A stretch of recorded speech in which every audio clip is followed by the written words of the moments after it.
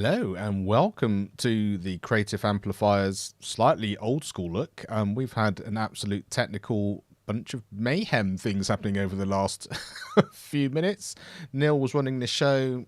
Zoom seemed to not want to respond. We've done a million and other different things, and we're here now. So I'm now running the show. There's no reason why I need to do the introduction. You could have just done it anyway. No one would have known any different other than the fact that it looks different. But hey, we're here. Hello, good evening, and welcome. Anyway, Yes. let's get the heart rate down. How you doing, Neil? Because you were it's you that was dashing I don't know around. what's going on. I know, it's crazy. Thank you so much for recovering the show, Mark, because this is why we need people to have our sort of set up and ready to go. Either any of us can go live here, the beauty of eCam and things like that, but no idea. I've been on 2 Zoom calls today and everything was working fine. And then when you guys tried to join, it just broke and I couldn't admit you. Lisa came in, she was frozen, the whole thing. I've rebooted 3 times.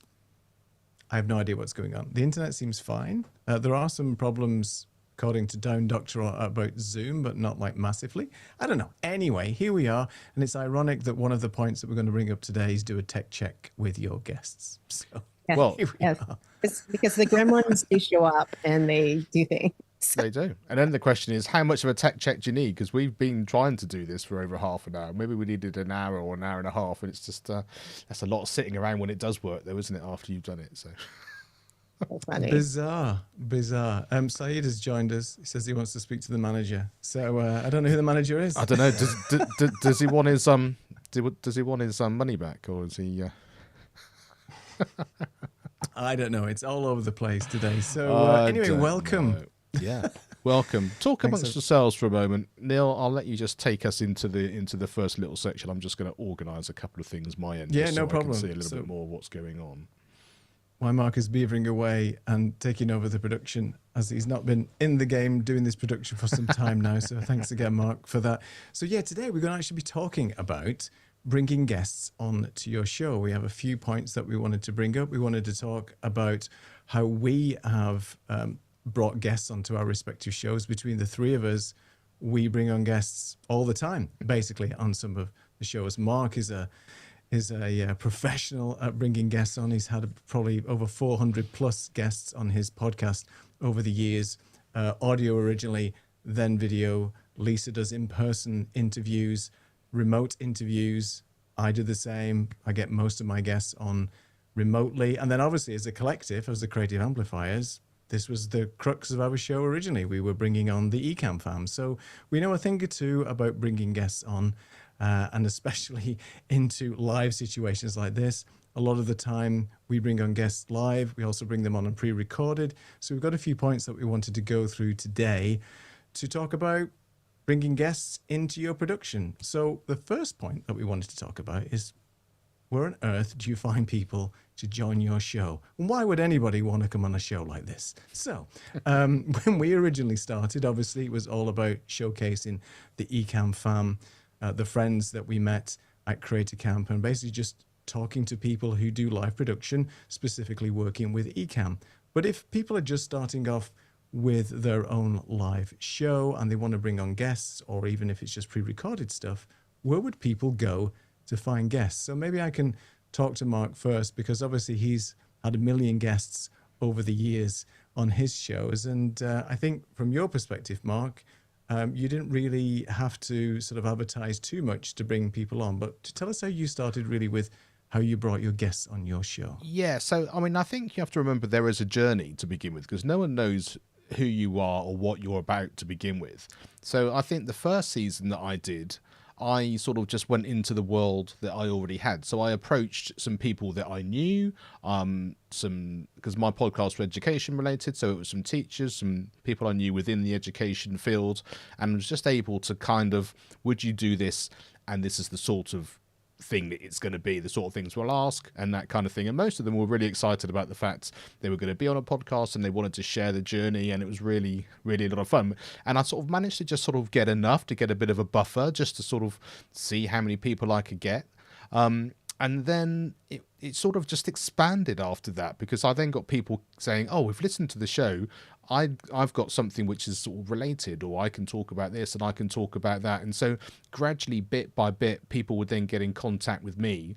And then, of course, the longer you do it, the more shows you've got. And we know about people starting a podcast and never getting past episode 5. So once you start to get into sort of 10 episodes, 20 episodes, 50 episodes, all that kind of stuff, then it means that people start seeing you, and then it branches out from there. And once you've been there for enough and people sort of see that visibility, then I started getting sort of PR companies pitching on behalf of other people and that sort of thing. And then before you know it, you seem to be visible in lots of different ways. And then you sort of have that sort of back catalogue of people and people wanting to bank coming in, and then it becomes a different issue when you're trying to get as many guests on as possible but not have the time to necessarily get everyone on, and then you have a different thing about scrutinizing who you want on and why. So I think it grows gradually is kind of the moral of that, and just start small in your circle and then see how you go from there.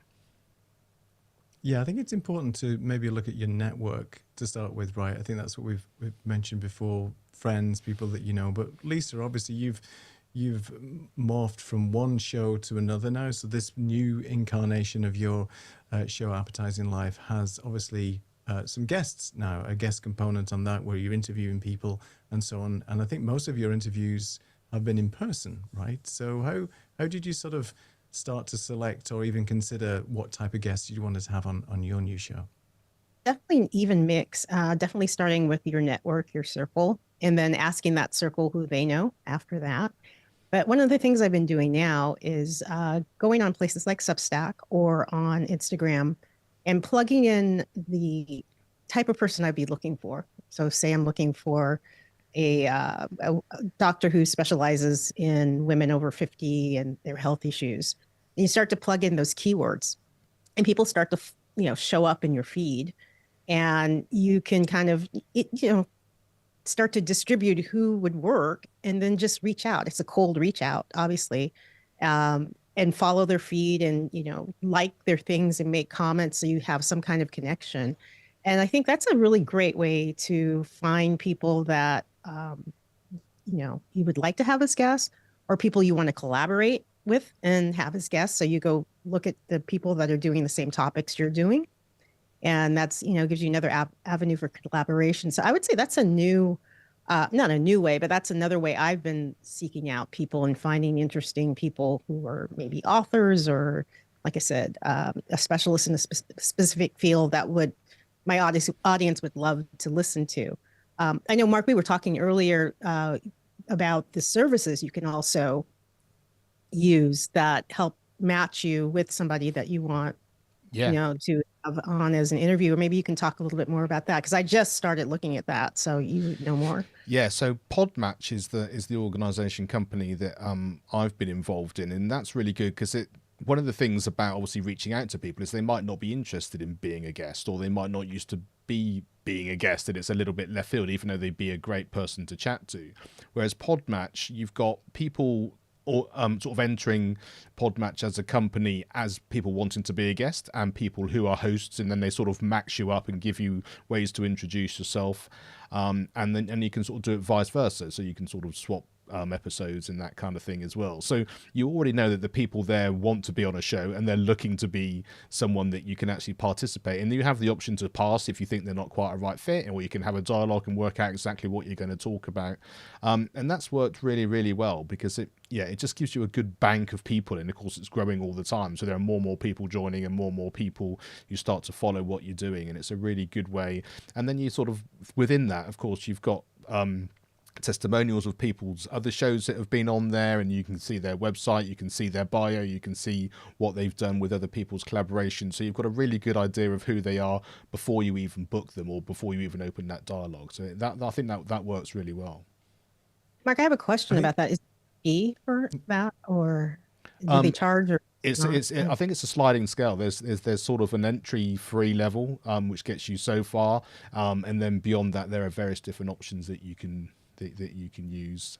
I've been on it since the very early days. So I think you sort of get grandfathered in at different levels and different things. And also you can sort of take it as far as you want, I think, because I have lots of people approaching me sort of from outside of that as well. So I use it as part of what I do, but not everything. So I've not dived into it as much as I could do. There's a whole world and ecosystem you can get involved in, which would be brilliant if you're sort of starting out, but I haven't quite sort of got as involved in it as that so far.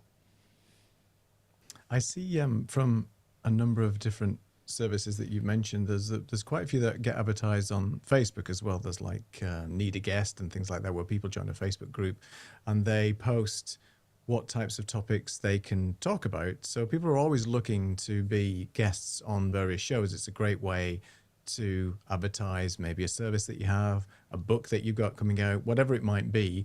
Lots of people are very willing to talk about the particular subject and things. Obviously, it means if you've got a reach yourself within your show, I mean, people aren't just going to join you if you've got 2 followers and things. But at least I think you wanted to chip in with something there.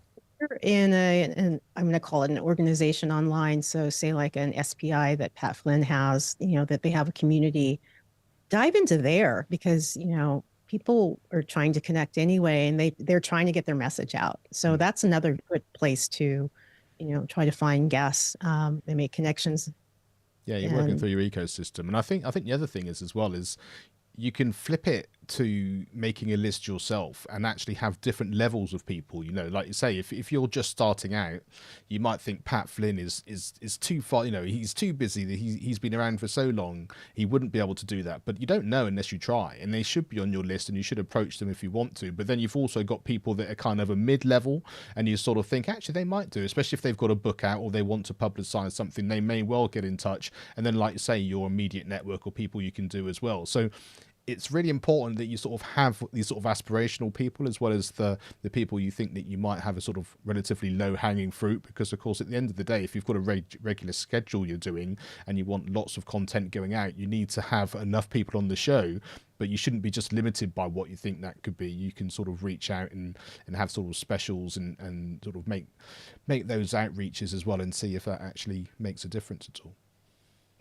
Jumping back on that, if you know somebody who might be more high profile or mid-level profile and they do have a book out, they want to be on podcasts because they are responsible for getting out their marketing. So that's, pay attention if there's somebody that you follow, you love their book, pay attention to when they're launching it, pay attention to when they're in that cycle of trying to promote the book, because you might get somebody on you didn't expect. So yeah, absolutely. It's really worth that. That's a good point. Yeah, that's a really good point, because especially if people are self-publishing, they don't have the backing of a sort of a high-end publisher, so budgets might be a lot lower. So therefore, any exposure that they have is always pretty good. And one of the things that, going back to what you mentioned, Lisa, about sort of finding and doing some cold outreach, that's what I typically do as well on LinkedIn. I'll connect with people, like-minded people, or people that are sort of got similar interests, and then I'll just reach out and say, hey, have a connection there with you. We do similar things. Would you like to pop on the show and just talk about a particular subject? I mean, Martin McKenna, I think, has just joined us live here as well. I do some shows with him as well. And he does a similar thing as well, where he'll reach out, do some cold outreach. And I've had people comment on my YouTube channel and things saying certain stuff and say, well, if you want to come and talk a little bit more about that, why don't you pop on the show? And people are quite open to that. It's not as scary, I think, as it is, especially if you're the person who's being interviewed. But as we've done when we started out, it was much easier and more comfortable for us to maybe have some friendlies to join us to start with, just to test the water, because it's always an interesting workflow. I'm going to talk about that shortly as well, in terms of how you sort of onboard people and get people actually set up and things. But as we proved tonight, tried and tested stuff and everything's working fine 20 minutes ago prior to us all joining, and then it all goes completely wrong and breaking. You've got to be prepared for anything. So, if Mark hadn't been available or hadn't had anything set up, we would have probably just cancelled the show tonight. And that's, if you've got guests coming on, then you've got to be prepared for that as well. Any other places for outreach before we can move on to the next subject? I was just going to double back on what you said about people when they've got books out and whether they're self-publishing, but actually even if they've got a publisher, it's often down to their network and their promotion. a lot as well. There's a lot less kind of we're going to throw money at it on your behalf or do it on your behalf. There's a lot of kind of you needing to do it as well. So even if it's actually a book that's got a good publisher behind it, often they're still able to kind of to make that work. And yes, need a guest, not needy guest.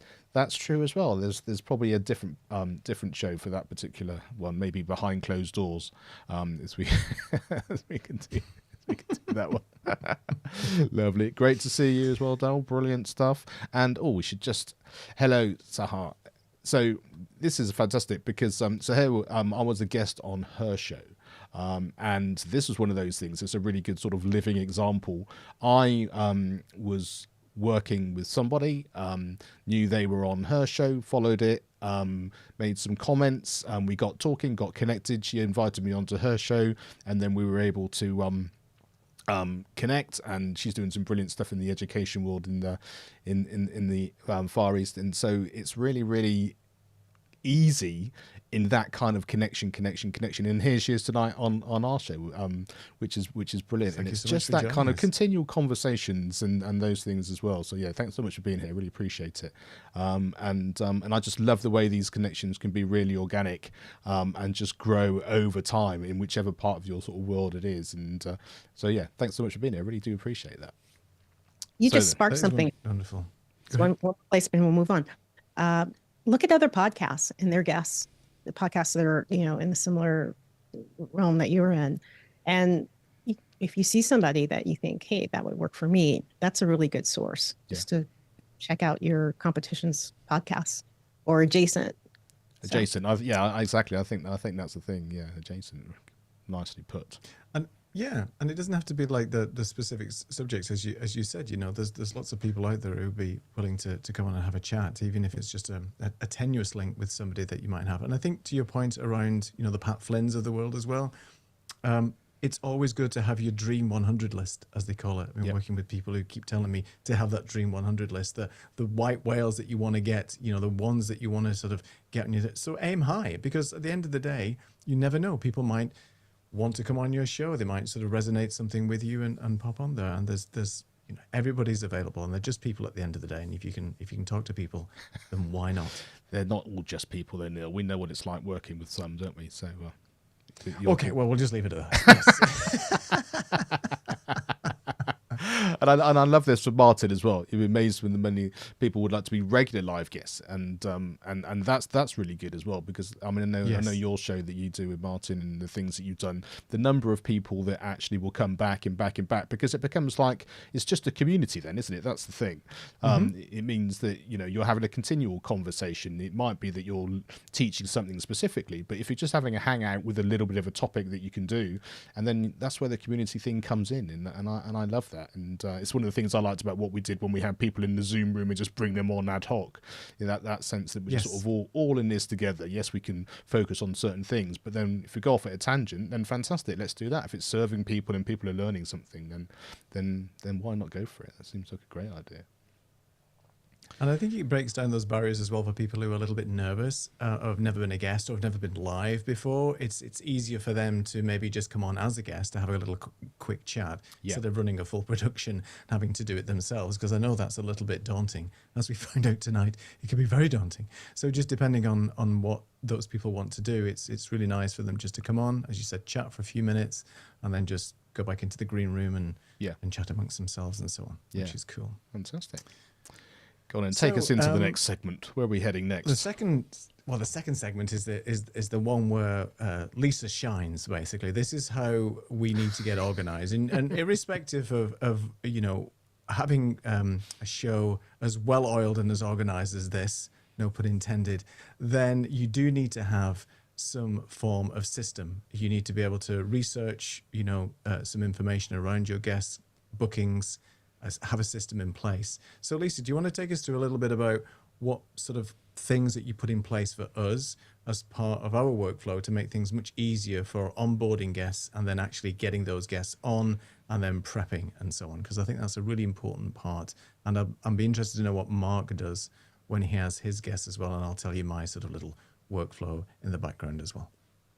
So the workflow I basically have set up for this is it starts with a questionnaire, and I need to know as much as I can know about a person, their bio, their, background bio, a photograph, a certain size. And the more you can be specific about what you need and that you're not getting things that aren't going to work, that's going to make more work for you is really, really important. So if you need a certain, okay.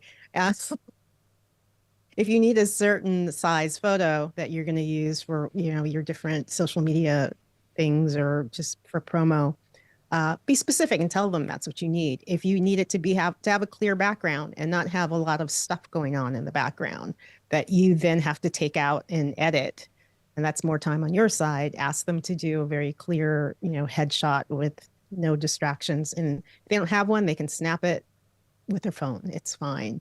And then the next step after all of getting all that would be, as you're progressing, if for some reason you need to do a pre-interview with them because you have more questions and they have the time to do it, I highly suggest doing it. It's not necessary, but it'll help you get a sense of how they are on camera or how they speak or their cadence or what they're doing.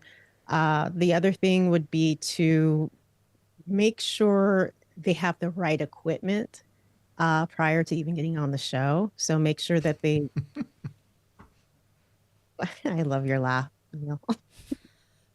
I'm just thinking of all these sort of things that have gone on in our history, right? In terms of stuff, it's interesting.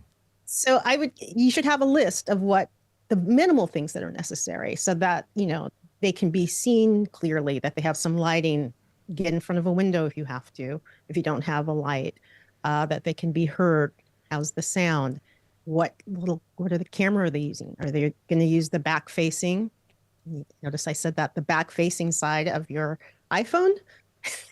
So it's a better quality. And you can, if you're using eCam, you can kind of help set up the shots, but, or do they have a small webcam that they're going to be using? Are they using their laptop? If so, tell them how to prop it up so I'm not looking up their nose or down at them. Like simple little hints. So the more that you can prep people, because a lot of people haven't done this before and they don't know. And your job is to make them look and sound the best that they can. You are here to feature them. If you have a show with a guest, the show is about them. So make them look as great as you can make them look. The other thing is make sure you get all of their social media things and set things up, all of their handles, so that they can promote the show too. That also helps along the way.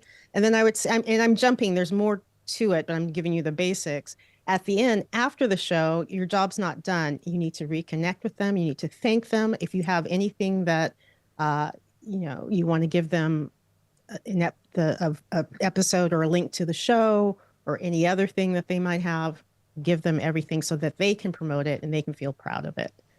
There's a lot more. I just did a very condensed version, but if you have a question, ask me. But I think that's basically it. Yeah, that's perfect, because there's a client that I work with, and he does exactly that. He has a lot of prep, does a lot of research, and then he'll write his script. So his script is basically a list of questions and points that he wants to bring up about these topics for his guest. Then he'll send the script over to the guest and make sure that the guest is happy with those questions, because there might be some questions, particularly if they're doing research papers, there might be some things that they don't want to talk about on air or have it in the podcast and things like that. So there's certain things that you should sort of consider as well. And I know we've in the past have asked our guests, is there something that you don't want us to ask? 99.9% of the guests have already said, that's okay. The questions that you do want us to ask, or is there something you want us to promote? Is there something you really want us to talk about? So again, this is about them. It's not about us. It's about them and feature, and so they can feel proud and they can share it. So absolutely, yeah. I mean, the one thing I tag on to that, I mean, everything Lisa said is true, and I sort of do the same thing. And I was sort of advised early on to get as much info as possible up front. So when people book on my show, Lisa said all the things about social media, their bio, headshots, whatever it is that you can do. And I think the thing that I really learned from Lisa as well was the fact that you just want it all in one place. So most of mine is all on that booking form. but then, we use Notion and where you want people to have it, whether it's in a Google Drive or wherever. So that when you need to do your research or you're prepping just for that particular show, or afterwards when you're editing and you're going to put all your show notes together, you have all of that in one particular place. And so the more information you've got where it actually is, then the better that can be. And one thing I'd advise people to do, if you possibly can, and I know it's a little bit more work for a guest, but when you can you include a bio? Actually, even if you copy and paste it or adjust it slightly from your thing, don't just put a web page, because then it's written in a certain format. So when you want to then use that within your show notes, it means that the host has to then go through and rewrite it a little bit or reform it and all that sort of stuff. And it's just, I think if both sides can take some of the work out, then that makes all the difference. And so the same thing applies when you're trying to promote things afterwards, once the show goes live. Often if I do a social media post, I try and make sure that I tag someone. I've got it in such a way as they can just repost it if they want to. Yes, if they want to create their own post, then that's fantastic, really. But whatever makes it the easiest you possibly can, just so that everyone can be as supportive as they can and get that sort of message out there, because that's what we're doing it for, to sort of help and support as many people as possible. Yeah, and I'm just, I forgot one thing. I just looked in the comments. If your person has nothing, like they don't have any setup, you can build a very cheap kit that you can ship out to them. You can FedEx out to them and they ship back. And when I say inexpensive, I mean inexpensive, nothing fancy. There's plenty of, the Samsung Q2? Q2U. Yeah, Q2U, yeah. Q2U, yes. QU2. 3, 4, yeah. That it's one. A great, that's that one. That's a great microphone if you want to, especially if your guest is somebody who does have a book and you do want them to look good. You don't leave it to their own devices. Help them along a little bit, because they'll share with their friends. Oh, I was on the Creative Amplifiers show and the whole process was fantastic. You need to go on there too, so you're representing yourself and having a kit that you could send out. Like I said, that's very inexpensive. A little webcam, the Meet 2 or something like that would be beautiful. And help them out, and just give them very basic step-by-steps. I want you to look great on camera. Here's what you can do. Here's how you can set it up. It's really easy. So it's do it in a gentle way. So we've got a couple of people who've made a couple of good points as well. Indeed, a simple thank you with links to the show goes a long way. I completely agree, Lawrence. That's such a good thing to do. And yeah, some other basic side here. Wired internet, Ethernet cables are cheap. I agree. I'm in the top floor of my house and I've just got an extremely long cable that goes down 2 flights of stairs and I can plug in and take out and put backwards. It didn't involve any drilling or any banging into walls or anything like that. If I wanted to do that, then I could, but actually for the sake of actually unwiring it and bringing it back up every now and again is absolutely fine. And this one I think is a really, really good one. Learn to pronounce the name of your guest. It's amazing how that is. And often if you're not sure, actually when you're doing your sort of chat before the show goes, actually ask them to say it so you can hear it and you've got it in your head as well as what else you can do and prep beforehand. Write it out phonetically. Yeah, exactly. Yeah. Exactly. Thank you for helping us out. The Q2U is awesome. Exactly. I agree. I actually started with the ATR 2100. I think it's the 2100X now, or it came out with the same sort of price, the same sort of way of doing it. And I think something else I just thought that we should mention to Neil. So Neil, when you're hosting the show or when it's on your internet, Lisa and I are technically guests, so that means it's about us. Is that right? But as I'm hosting it tonight, it's about you two, so I'll just be quiet. It's about us two. Yeah, it's always about you two. That's the way I look at it. That's how we do the show. Just two points to that as well, all joking aside. So always remember and check if you've got name placeholders for your guest to make sure that you spell the guest's name right. I have done that wrong for Saeed twice. I got it right on one and then I got the name wrong again on another scene. So apologies, Saeed, but that's my bad. And you should always check that, because obviously if you've got people's names that you want to spell out, just make sure that you double check. And in the rush, sometimes you overlook this thing. I think one of the things that we do as well, or we have done on our show, is that depending on the type of show that you have, the Creative Amplifiers show in the first 2 to 3 seasons had a guest on, but then we did a quiz, and then we did comments, and then we did other things. It's always important to make sure the guest understands the run of show. We've talked about run of shows before, but make sure the guest understands what they're going to be, when they're going to be coming on, how long they're expected to potentially talk for, and does the run of show look like? Because, you know, the last thing you want is them to be not ready. They've gone outside to get a cup of tea or something, and then we're waiting on them. So just make sure they understand the flow, the run of show before they come on, and that all-important sort of preparation before we go live and press that button. Yeah, and Martin said if you want them to do a 30-minute presentation, perhaps mention that in advance. I think that's probably very true, Martin. Yeah, that's a little dig at me as well, because, you know, I messed up there by not sending somebody, because I had some guests on the show, and you know, they didn't know that they were supposed to present something only at the last minute. Well, I said last minute, a few days before the show. So that was my bad. You know, I said, come on the show, just have a chat. You know, oh, by the way, you're doing a 30-minute presentation. What? So, yeah. I just It want to works jump both ways, right? Go ahead. jump back really fast. Make sure they get on early enough that if you have a show at noon and they show up at noon and you have technical problems, I'm not talking about us, but you have technical problems, now you're going to be behind starting your show. So I would say, you know, at least at the minimum 15 minutes before. At the minimum. Yeah. I would say half an hour is better, just so they're relaxed. And also you can, here's a little tip we used to do.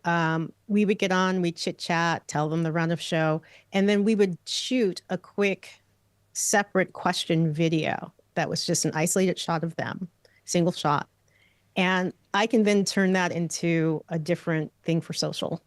It becomes a reel, it becomes a short or whatever. And in doing that, you've relaxed them because you've asked them the first question. So now, you know, had a conversation, everybody's chill, and it's like, let's go have a good show. So it helps both sides. Yeah. And I would also say that people don't know what they don't know. And like you said, some people will come on and will have done 100 interviews and they think it's all fine. All I would say about that is that everyone's setup is slightly different. Maybe it's a different format. Maybe it's a different bit of software that you're using. So sort of be aware that everything's not just the same, but also make them understand how it works. So what Lisa said is absolutely perfect when you've got a live show. Whereas when I'm recording my podcast, I usually have an hour slot, but I make sure that they know we've got a chance to chat to begin with. We're not recording in the moment you hit the software. Actually, we've got a couple of minutes to kind of get a bit of a relationship going, and then we're going to record, and then afterwards we're gonna have a chat as well. And because I use Ecamm when I'm doing mine too, I also sort of say, look, this is what it's going to look like. So sometimes it'll be us chatting like this, you know, or it might be that maybe we're going to look like this, or maybe we're going to look like this. So then eventually we're going to come back and it'll look like this, so that they know. And at the end, this is going to happen and it's going to sound like this. Don't hang up, just stay there. I'll stop the show and then I'll do something else. And so that way, they, like I say, it's like giving them that extra bit of information, which is going to be really helpful. Yeah, the more you make them, go ahead. better. Yeah. The more they feel at ease, like at a coffee shop having a conversation. Yeah, indeed. Right. Brilliant. Let me just bring up a couple of other things that people have said. Bonus points if you can get your guest to say, great question. I've never been asked that before. Well, the second part, definitely. The great question sometimes is something that they say after everything, which then you're like, oh, that's just your kind of your filler word to be able to do whatever. But I've never been asked that before. It's a great one if you can ever get someone to do that. I've heard you should always introduce your guest, never ask them to introduce themselves. That sounds a bit lazy and unprepared as the host. What are our thoughts? That's a great point. Ooh, that's a great What do we question. think about that? I guess I'll start. I mean, I've done both. If it's somebody that I haven't bothered researching, no, I'm kidding. If it's I think Saeed. sometimes if it's Saeed, I'll let him introduce himself because everybody knows Saeed. No, I think sometimes it's important for them. They probably have a better elevator pitch if they particularly are promoting something, a book, or they want to tell people their experience and history. No problem with researching that and doing it for them, but I think the guests can do a much better job at introducing themselves than we possibly could if we're researching. I think it's a mixture of both. I think it just depends on the guest as well. If that guest is confident and is more than happy to introduce themselves, maybe that is one of your intake questions as well. If they're not that confident, maybe you just give them a short little blurb at the beginning to introduce them on their behalf and they can just take it away. Lisa, Mark, I know you've had many guests on your show. So what's your sort of take on that? Great question, by the way. Yeah. That's a great question. I think it is a blend, but it also popped in my head that the more you research, and I'm just thinking back to some of our shows, the more you've researched about somebody and they're talking and you bring up a point, and we've had people say, oh, you guys have done your research. Yeah. The guest appreciates that. So don't be lazy with the research. If their personality is they like to talk and they can do a whole spiel about themselves and tell the audience better than you could, let them do it. I think that's, feel it out. So. Yeah, and also one of the things, I was doing some training today actually, and this question came up, and they weren't so sure about the idea of how you're going to put the podcast together. They wanted to create their own podcast, and that sense of, if you want people to feel comfortable, sometimes just the conversation's the important thing. So actually maybe that's the bit that you're recording now, and then because you've then done that, you can then pre-record or post-record your introduction based on what you've actually spoken about. You've got a little bit of a feeling of the way it's going to go. If you mess it up, you've got a few takes you can do to then insert that in. So if it's a live show, then maybe that's going to be slightly different. But actually, if it's actually recorded something, maybe you can do that, because then what you can say is, oh, hi Lisa, thanks for being on the show. Just tell me about this. And then the conversation starts straight away. And they might still say, oh, hello, yeah, great to be here. And then they carry on. But it's like a continual conversation rather than, like, say that, tell us who you are and your entire backstory, or hello, and then it just stops straight away and you're not quite sure how to kick it off from there. One of the things I started to do was, like you said, record the intro after the interview, but then I was able to insert photos of things that they had done along the way. So it's a setup, kind of like you would see for a TV show or something like that. And so there's this whole setup before of this, and this. And again, the guest appreciates that, because it's like, oh my gosh, you took the time to find that photograph of me, back in the day. So if you have the time to do that, do it. If it's a recorded show, or you could do it in a live show too. Be part of the show. Yeah. I think that's a very good point you bring up, though, Lisa. Just real quick, that it's different depending on the format, right? Because if it's a live show, then there has to be prep.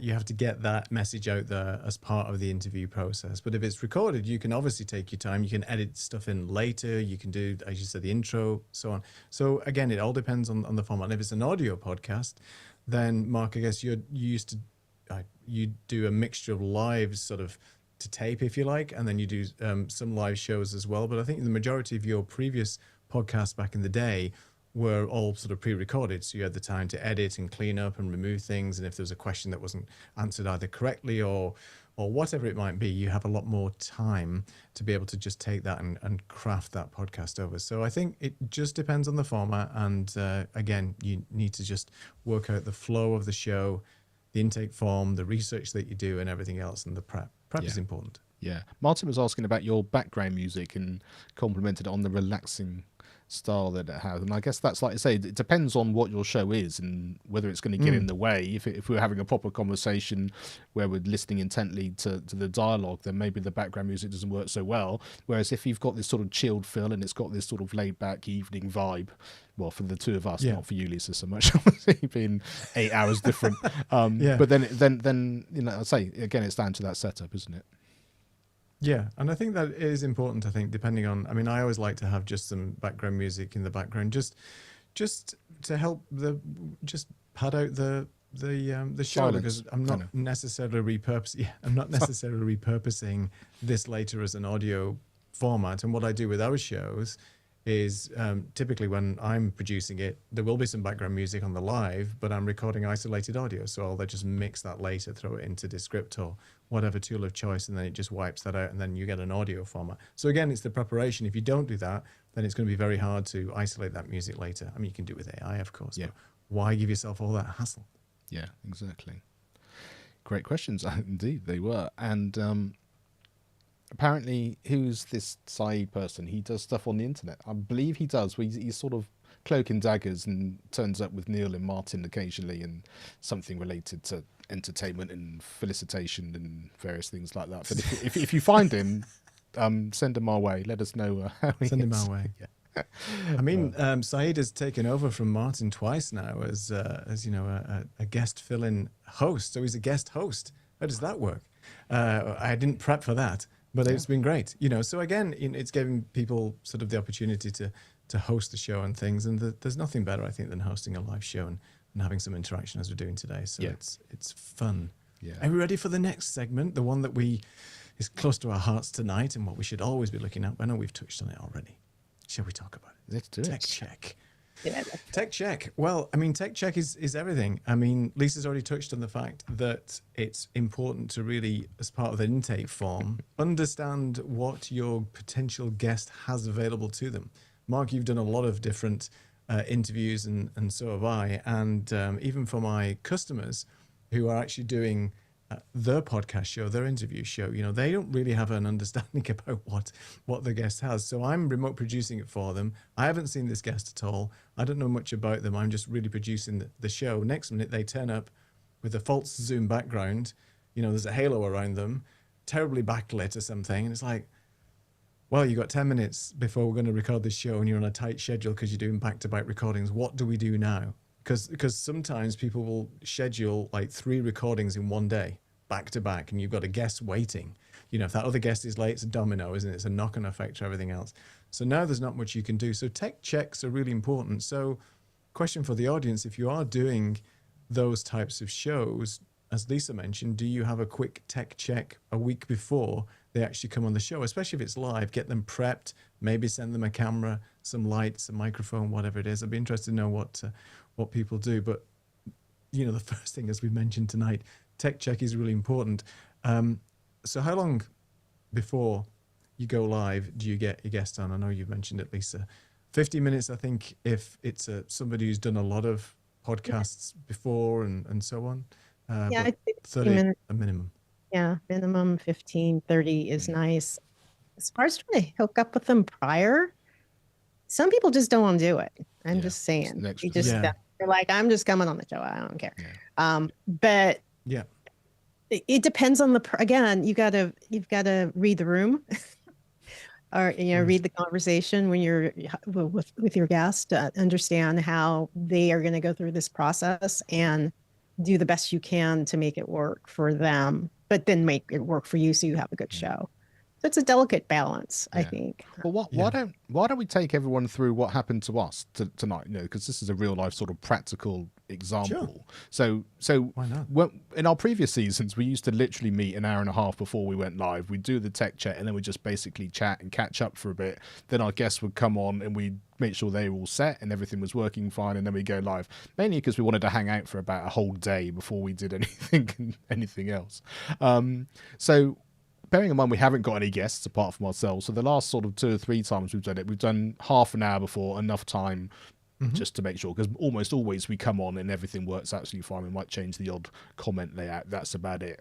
But tonight, what happened, Neil? We were joining your Zoom. So take us through everything that you did. You did a number of reboots. We were the fact that we've got a back channel so we can talk to each other and all that sort of stuff, and what we managed to do, and then still go live even if it was sort of 5 minutes late or so. Yeah, no, thanks. So now I'm typically producing the show. Mark used to do that before, so people will come into my production. So I was on a Zoom call, 2 Zoom calls today.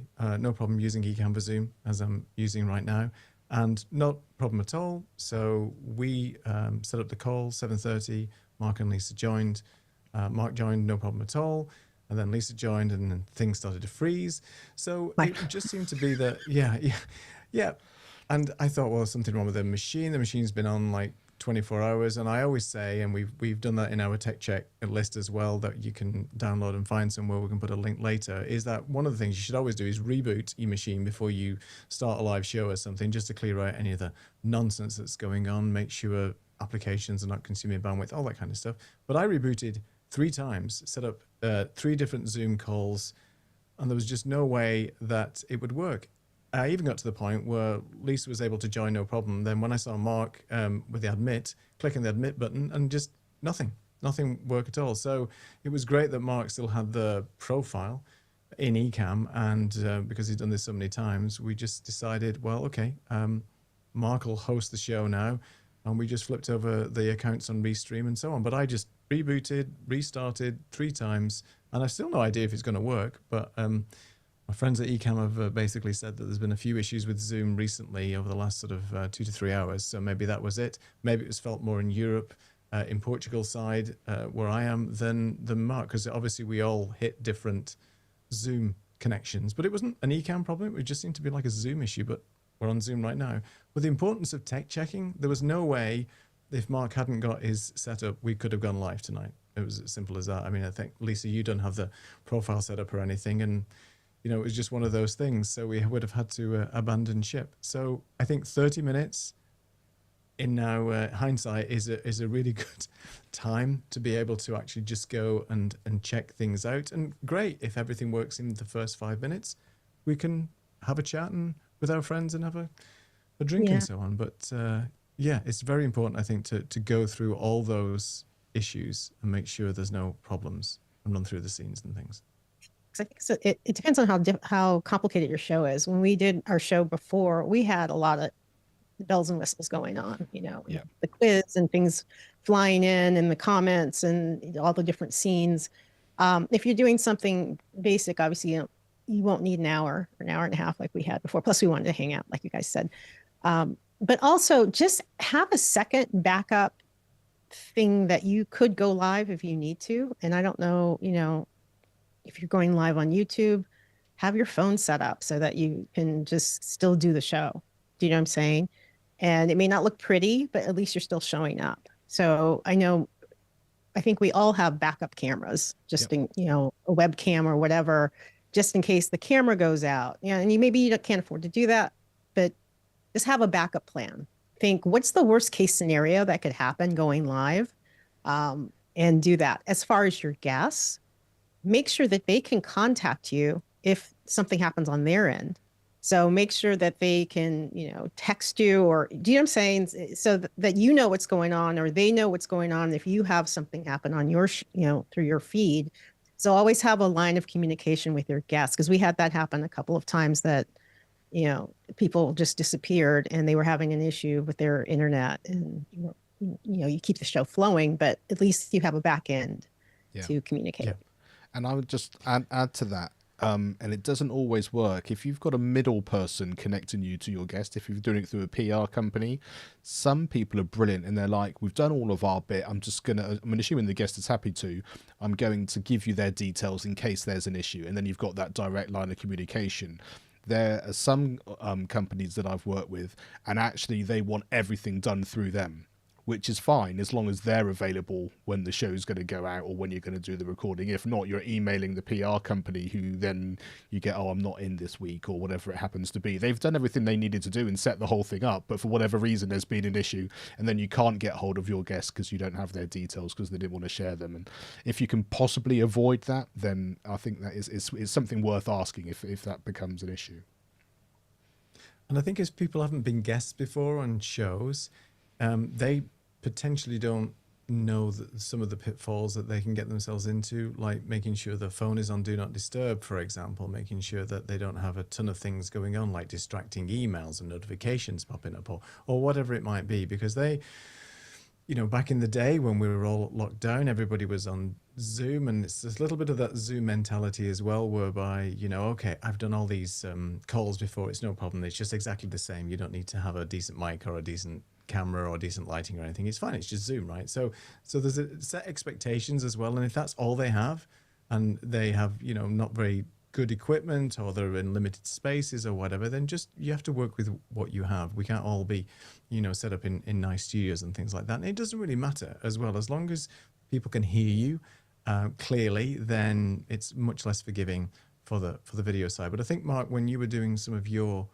audio podcasts, that became a bit of a challenge in some cases, where people's microphone were either maybe the laptop microphone, which is really hard at the best of times to hear people. But when you're actually doing an audio podcast, that can have, really sort of dire consequences for the quality of that. So what things have you put in place to maybe get around that? Or have you just had situations where it's just not been possible and you just have to run with what they have? Yeah, it's a bit of everything. So okay. I as part of the stuff that goes out when they book, I have, please wear wired headphones, external microphone, camera, If you haven't got one, I've got a recommended suggestions. Everything from a good a headset, which is literally I think £20 or something like that, which it is good and works, through to like we say the Shure mics or the ATRs, those sorts of things. But then people still come on just with their computers, and their honest answer is, I've done loads of these and it always sounds great.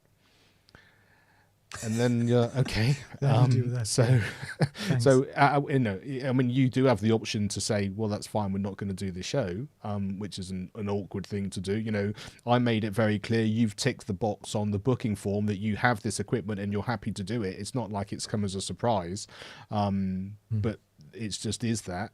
And of course the other thing is that you then make that decision. If the conversation is going to be brilliant and you really want that guest on, then you want to have that conversation. And also, because of the capabilities now of editing software and the tools that you have, you can kind of make it sound much better than it does when it gets to you. And I think people forget that there's a lot of extra work that goes in. So it might be that it sounds great when you've heard yourself going on someone else's podcast, but they might have spent hours making it sound like that.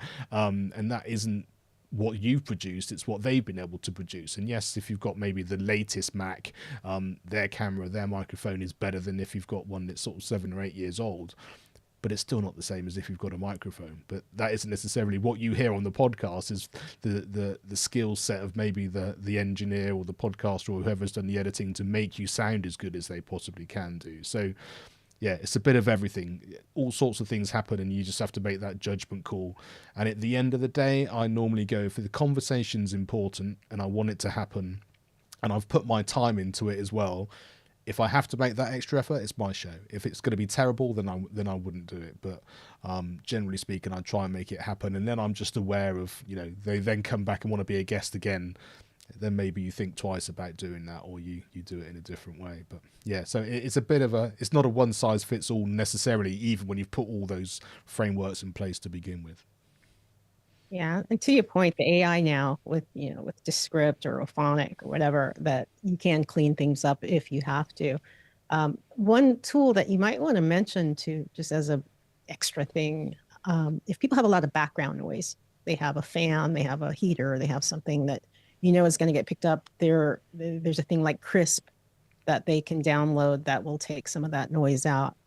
Some of the programs that you're recording on can help you do that on your end too. So, it's beauty of Ecamm or whatever other program you might be using, that you have the ability to tweak certain things. You can tweak their lighting. You can make them a little bit brighter. You can frame them if their framing is off so that you guys match, like we're all matching. You don't have one big head. Yeah. Little. So yeah, it is a back and forth. It is kind of a, you got to find how can you make the show look the best it can, and how you can make your guests look the best it can. But you have the tools now, so yeah. And I think also we can very easily get in the weeds, because it's like, we want the tech to be good, we want it to look good, we want a polished show. But of course there are some people who are producing something when it's just all about the content, and yes, of course they want it to be as good as it can be, but it's so far down their list of priorities because this is something which is very personal, or it's something which has a big impact on their life, and they just want to have the conversation. They're just starting out, or they want it to be the emotional side of what they're trying to get across, and maybe the tech will come a little bit later. And so I think everyone's journey is slightly different, and so you just want to make sure that you, like you said, it doesn't take very much work to get a really good look and sound going to begin with, and it's the best place to start if you possibly can. But I think there are people who don't start with even some of that knowledge, and so it's just, what can we do? We're just going to jump on a Zoom call and chat. And if that works for you and that's what people do, then I don't know, maybe it's better to be in the game than not in the game at all, and then you start to learn from what people say and how they suggest. So yeah, it's I think not always having your tech head on can be can be important as well from that point of view.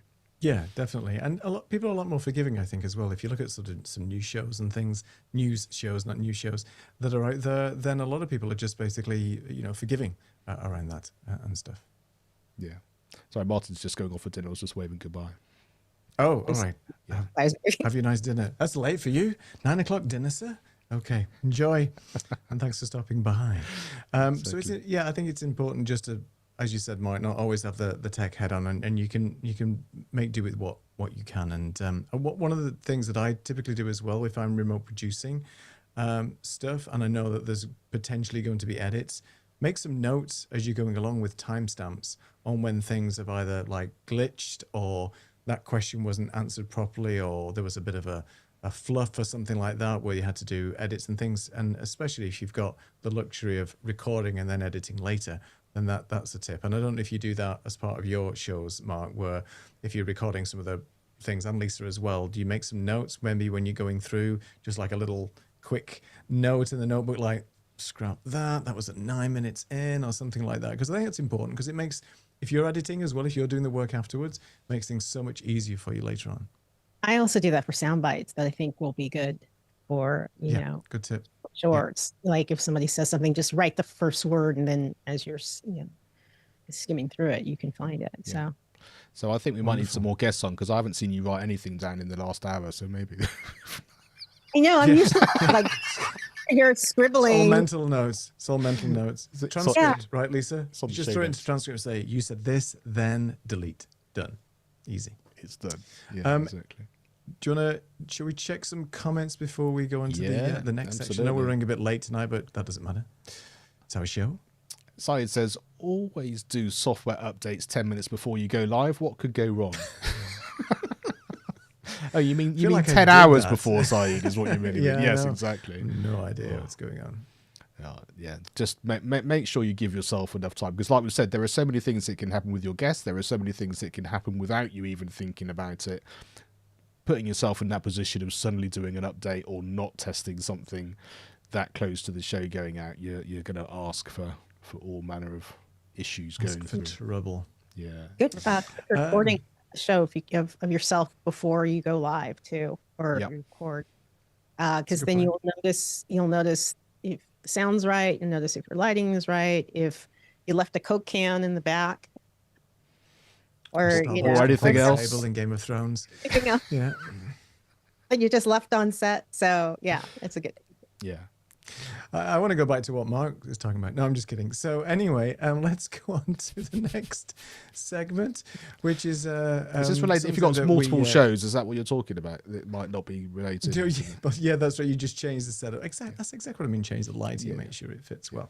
Our next point is something that hopefully we do quite well, is making our guest feel at ease, and some things that we can do regarding that. I think Lisa's mentioned already that if you know the guest and you may have a little rapport with them or some friendship with them already, then it's much easier to bring somebody on like that than having a cold outreach, maybe having an email conversation and bringing the guest straight on. So what are some sort of tips for making guests feel at ease? I'm happy to share mine in a minute, but Mark, obviously you have many people coming on your show, most remotely, I think, because I'm interested in how Lisa does this with her sort of in-person guests. But when you're bringing on guests remotely, is there anything that you do beforehand in the prior correspondence, in the pre-planning phase, to make your guests feel at ease before you bring them on, and so on?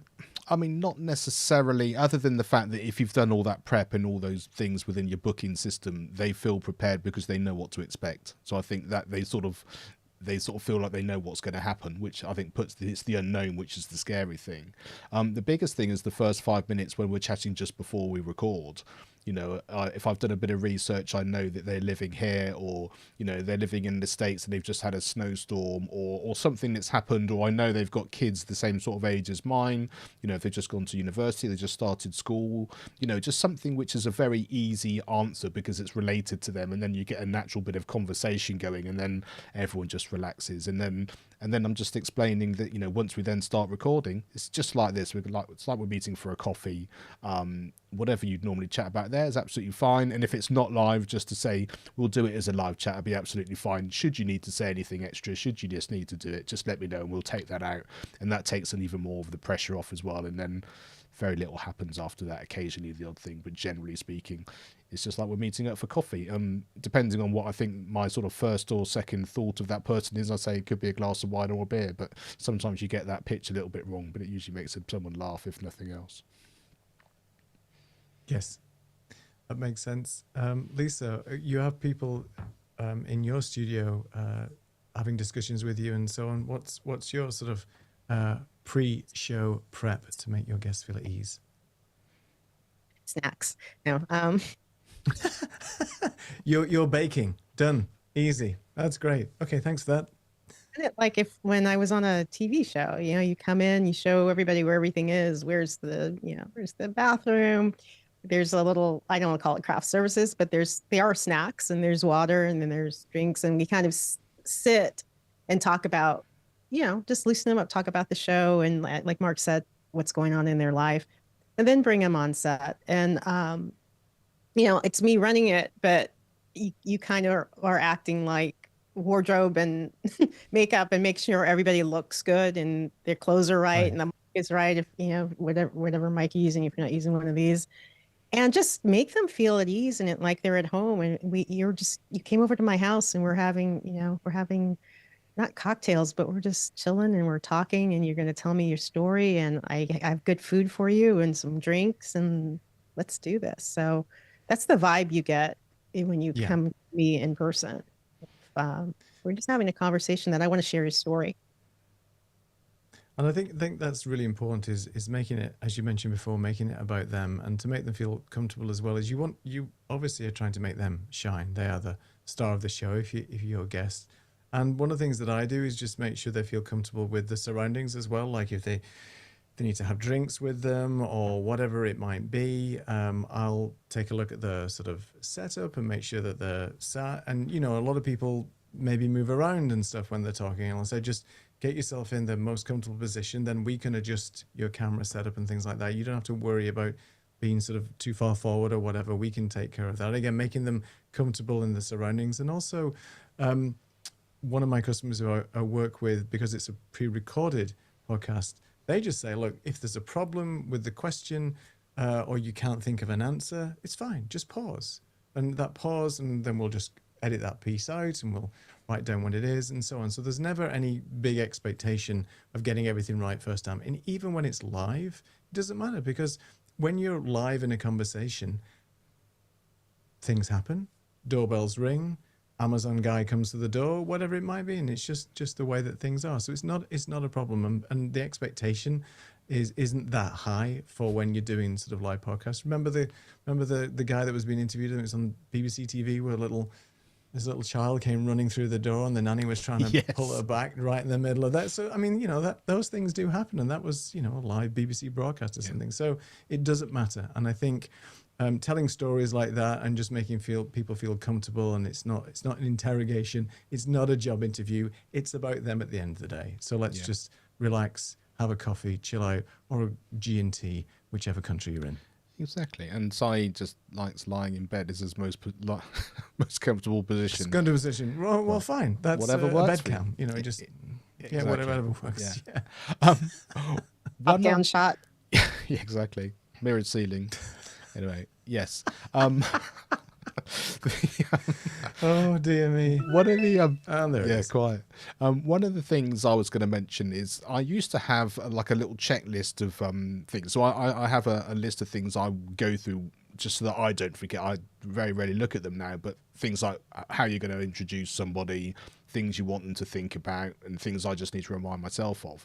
And I used to have things like asking them, have you got do not disturb on? Is your phone on silent? Have you got this app? Have you got that? Have you got that sort of stuff? But I used to find it used to be a little bit kind of, if they hadn't, it felt like they'd done something wrong, and if they had, you were trying to teach them to suck eggs, kind of thing. So what I started to do is, I'm just going to take a sip of water, and they often do the same. I'm just going to check. I've been online for like 5 hours or something. I'm just going to check, what happens. All these apps stay open, or this happens, or I haven't checked this, and so I sort of do my own version, and then it just reminds them. I'll just make sure I've done that, and we're sort of doing it collaboratively in a more organic way rather than. So, have you turned your phone off, and are you going to make sure that nothing's going to make a noise and that kind of thing? So, anyway, that's just something I started doing, which seems to work, and I've actually had sort of less issues with those things happening since I've done that than actually just having a sort of literally a checklist to sort of tick them off. So, yeah. Yeah, lots of things that we can do to help but the guests feel comfortable. We don't encourage people lying down whilst we're doing interviews, but whatever it takes. I think we should try it. It's perfectly. I think we should try it. Well, Si can do it on your show first, because that's where he's going to be most often. Do it. There you go. There you go.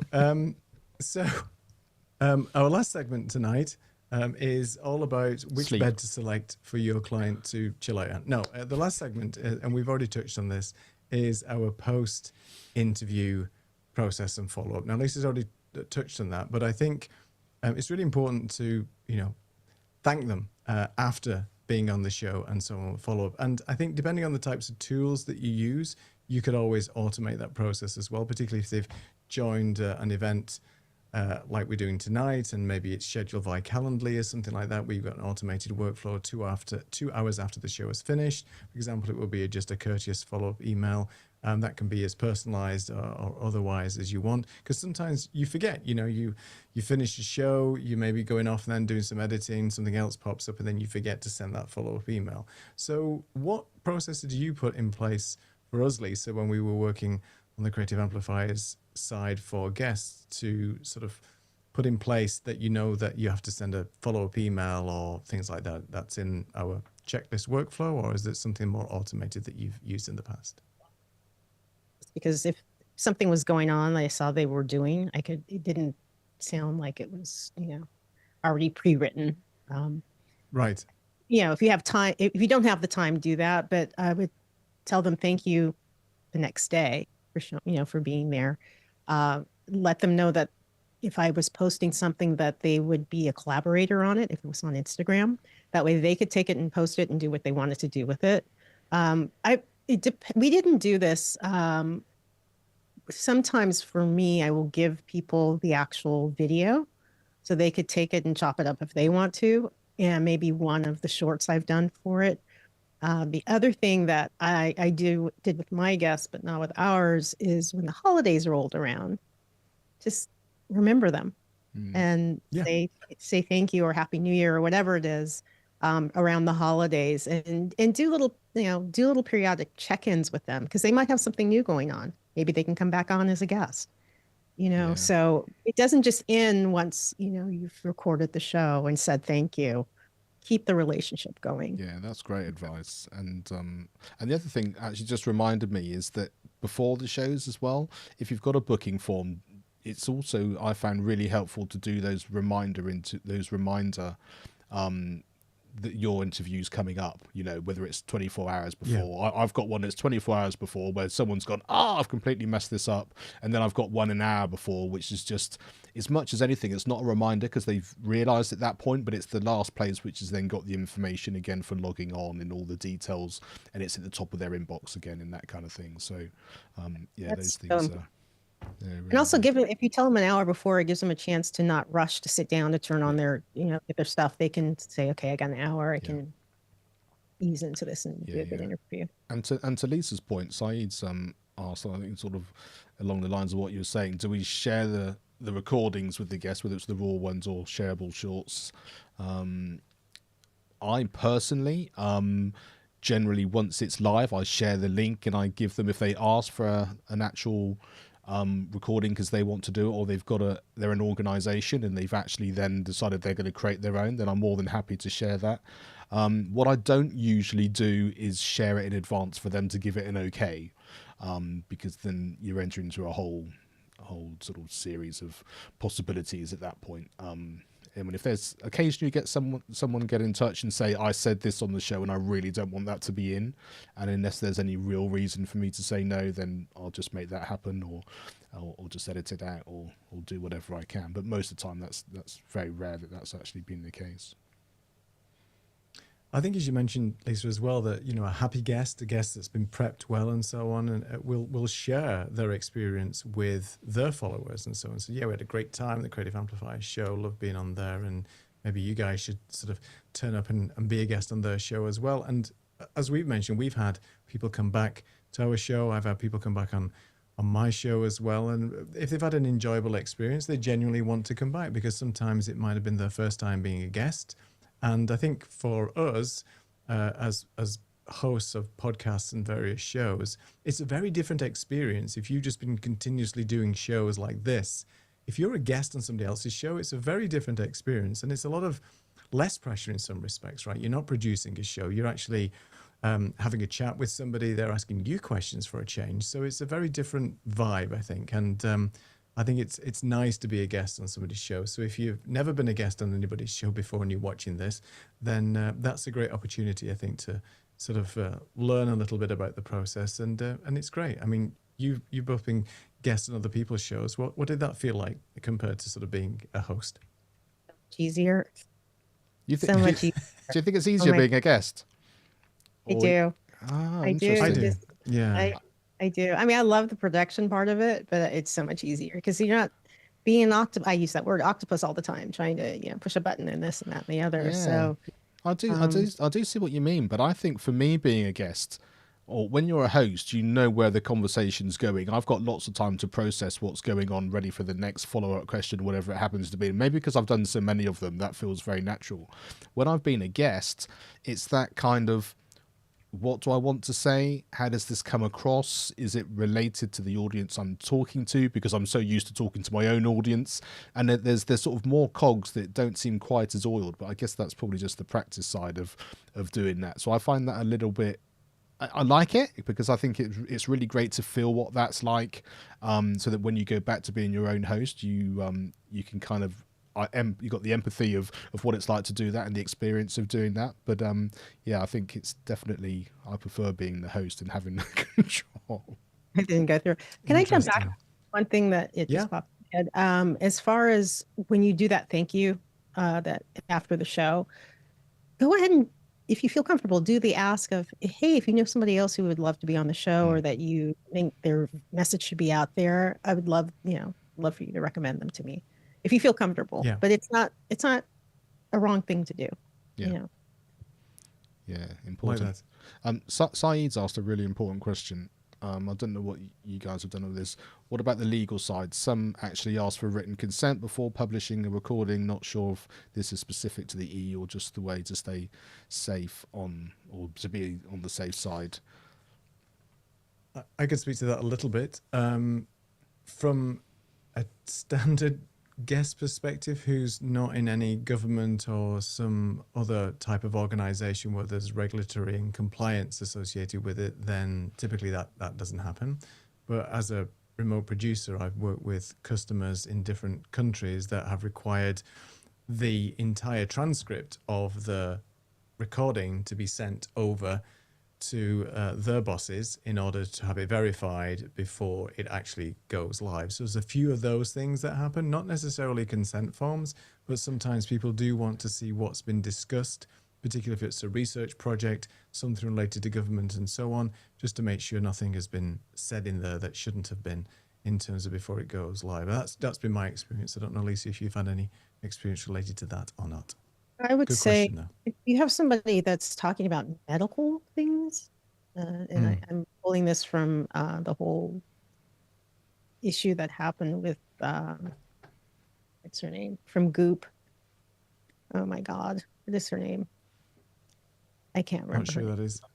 You'll know it if I say it, but she was doing recordings and doing podcasts talking about this is going to work for you. It was, medical things that people were Right. trying Yeah. that Gwyneth you Paltrow. could. Yeah, thank you, Gwyneth.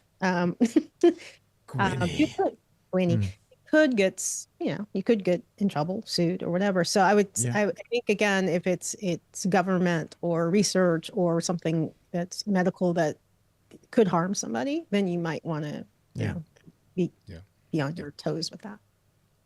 And I think you've got to get consent then, even to be a guest on somebody's show about that, and that they go through some regulatory things as well. So that's something to find out. Yeah. Yeah. So I did have 5 key takeaways written down in a nice in a nice scene on my previous production, but it's obviously not here because I'm using a different setup at the moment. So I'll just run through the 5 key takeaways. You can add to whatever you want, but I thought we'd just go through them real quick. And it's basically start with your network first, as we've mentioned, right? Your friends, family, your close network, to bring on guests onto your show before you start doing cold outreach and things like that, or using other services. As we've learned, intake forms prevent technical disasters and surprises. So having a good process in order for bringing on your guests, the intake forms, getting all the information ready, photographs, bios, all that kind of stuff, just eases the process and makes things so much easier in the long run. Always do the tech checks. That goes without saying now, as we spoke about tonight. We've talked also about making the guests feel comfortable, reducing the overall pressure on them. We've talked about different ways of doing that. And then finally, the follow-up, creates future opportunities. It builds that trust, that relationship with the guests. They might want to come back on the show. They might tell other people. They might have more people on the show, and bring their friends and so on. So there's a lot of really interesting things that we've learned over the years of producing this show and doing our own shows as well. And hopefully some of this information we've shared tonight has been valuable. And we'd love to know in the comments, in the chat, even if you're watching this on the replay, some of the things that you've come across when you've been either hosting guests or become a guest yourself, or even remote produced other shows where you've had guests on. But yeah, I think that's my key takeaways. Anything else you wanted to add to those takeaways? No, That's great. sounds good. I was just going to wonder if I could actually write these up really quickly. So just talk amongst just tell me what they were again, Neil. What's takeaway number one? Takeaway number one is start with your network first. See if this works live. All right. Network. Okay, and then intake forms prevent technical disasters. Hello.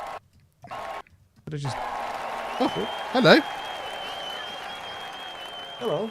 That was just purely because I hit a button and it decided to come back, and it all did it. I'm not going to do that live. That was fun. It was fun though. It looked like it was going to work really, really well, and then it really didn't. So Recap. That's all right. yeah. Oh, there we are. Look, failed at the last minute. Back in. Exactly. No, Exactly. It's very nice. Oh, even I just glitched then as well. It's all kicking off. It's all going wrong already. Everybody's getting glitchy again. So that's great. Any more comments, questions? Here's your 30-second warning. Anybody that wants to ask any more questions, but you can continue the conversation in the chat, of course, and in the community and so on. And we should mention our Substack, but I don't think I have a button for that. Let me just see if I've got one. I don't think I've got. Maybe I could just hit that button and it might post something to the chat. Yeah. Well, Syed said, make it a conversation, not an interrogation. That is I like that. true. And it even rhymes. Yeah. Bravo. Exactly. Yeah. Keep. Oh, look at that. That one there. Oh, You mean? Oh, look at that. There you go. You can join us on Substack. There you are, you see. Join us on Substack and get all of that great information. And I think that at the top is actually Substack actually being live or nearly being live. So there we go. Well, we were, yeah. It should, exactly. It should be there. Should be whirring through. So brilliant. Everything written out. I will have that out to you. Fantastic. I can still hear Substack in the background. Actually, Mark. Is it still going? It's still going. It's still playing in the background. Yes. Oh, let me. It's all going. I think it's all fine now. We'll see. Let's stop the show quickly. Let's get all this going. Let's make sure. Yeah, it's not, before we blow up everything that we've been going on. I can't hear anything. What's happening? I can only hear. I don't. I don't hear anything either. It's just your name. It's just your thing going through. Oh dear. I don't know what's happening. There. Oh dear. It's still playing in the background. Can you hear anything, Lisa? I hear nothing. Okay. I hear nothing okay. either. It's all right now. It's all right. It was me. It was just me. It's okay. There you are. See, look, my text did work after all that. Well, thank you so much. Start with your network first. I was going mad. It was never mind. Technical challenges. I need to go home. Oh, I'm already here. Oh, it doesn't matter. Okay. Anyway, with that said, it's been an interesting show. We've gone on longer than we expected. There is some meat, some gold. There's some content in here that we can repurpose and reshare. I pity the fool that's going to be editing this later. Well, that'll be me then. So I guess it's time for us to disappear and say goodbye. Goodbye. And good luck to everyone who's in Boston this week, because it's Ecamm Creator Camp this week. So yeah, if you're watching and there or watching from there, yeah, Have a great week, and yeah, learn some good skills, and then you too could have a show this slick and organised and put together in the best possible way. And remember, we started this show because we wanted to hang out and have some fun, and we've met those criteria tonight, and there's definitely been one or two bits of information which I'm gonna take forward and then put into practice. All right, perfect. Anyway, sorry. So I was just trying to freak you out with a glitch, a non-glitchy glitch. Yeah. So yes. Yes, so many problems tonight, but we've thoroughly enjoyed our time here, and thank you for everybody that stuck with us and joined us. And sorry for starting late. It'll be a lot better next time. That's much better, better. Just cover it over. I'll just go blank. Just cut the camera. Yes. All right. See you next week, same time, same place. Until then, have a good evening. Good night, everybody.